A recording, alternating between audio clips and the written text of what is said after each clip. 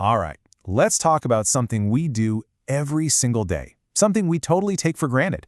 We pick up our phones, we make a call, and just like magic, we're connected to someone. But have you ever wondered what's actually making that magic happen? There's this invisible traffic controller behind the scenes, and today we're going to pull back the curtain on it. I mean, really think about it. What actually happens when you hit dial? It seems so simple, right? But underneath, there's this incredibly complex dance of technology going on. We just assume it's all going to work. You know all those little things? The fact that the other person's phone even starts ringing? Or that sound you hear while you're waiting, the ringback tone? Or getting a busy signal if they're on another call?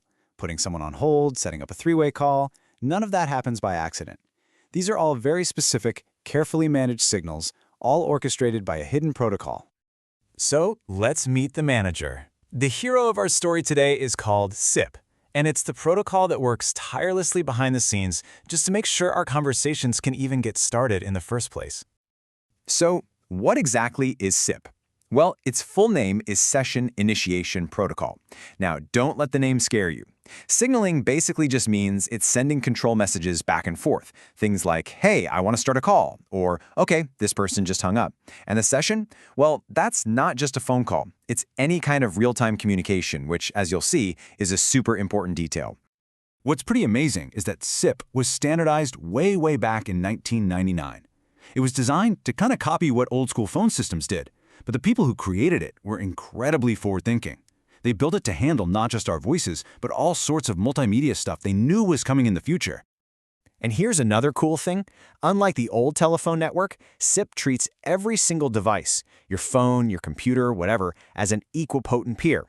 That's just a fancy way of saying that any device can start a conversation or answer one. It makes the whole system incredibly flexible and not dependent on one central brain. Okay, so let's dive into the really interesting part. We've established that SIP is this powerful manager, right? It sets up our calls, it maintains them, it ends them. It seems like it handles everything. Or does it? I mean, it negotiates all the rules, it tells the other phone to ring, it handles the busy signals, the call transfers. It's the absolute master of the entire session. But think about this for a second. In all of that managing and signaling and controlling, where are the words that you're actually saying? Where is your voice in this whole process? And boom, there it is. This is probably the most surprising, totally non-intuitive fact about SIP. It doesn't carry your voice. Not at all. It does all the work to set up the party, invite the guests, and clean up afterward, but it doesn't actually participate in the conversation. How wild is that? So how is that even possible? Well, it's because a modern VoIP call works on two completely separate paths. You've got one path for all the managing and signaling, and a totally different, separate path for the actual speaking. Let's just walk through it real quick. First, your phone sends out a SIP message, an invitation to start the call. Then, the two phones use SIP to negotiate the technical stuff. Once they agree, a completely separate path, the media path, opens up directly between them. That's where your voice travels. And when you're done, one final SIP message goes out to end the session. SIP is literally just the bookends of the call, not the story inside.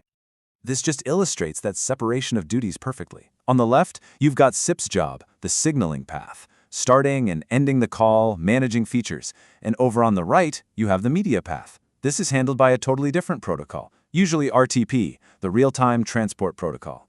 Its only job is to shuttle your voice, broken up into tiny audio packets, back and forth. Two paths, two very different jobs. So now that we've cracked the code on how SIP works for voice, let's go back to what I said earlier about its creators thinking about the future. Well, that future is definitely here. SIP is the signaling workhorse behind so much of our digital life today. Video conferences? Yup, SIP sets those up. Instant messaging and chat? SIP initiates that session. You know that little green dot next to your colleague's name in a chat app that shows they're available? That's called presence information. And yup, it's managed by SIP. It's the foundation for the entire world of unified communications. When you get right down to it, SIP is so much more than just a protocol for phone calls. It really is the unsung hero that makes all of our modern, real-time collaboration possible. Every single time you join a video meeting, share your screen, or send a quick chat, you can thank this incredibly versatile 20-plus-year-old protocol for kicking things off. Which, of course, leaves us with one final big question. SIP was designed to manage sessions, and it's flawlessly adapted from simple voice calls to incredibly complex multimedia collaboration. So, what's next? What new kind of real-time session are we going to invent that this invisible manager will be called on to orchestrate? Makes you think, right? Thanks for tuning in.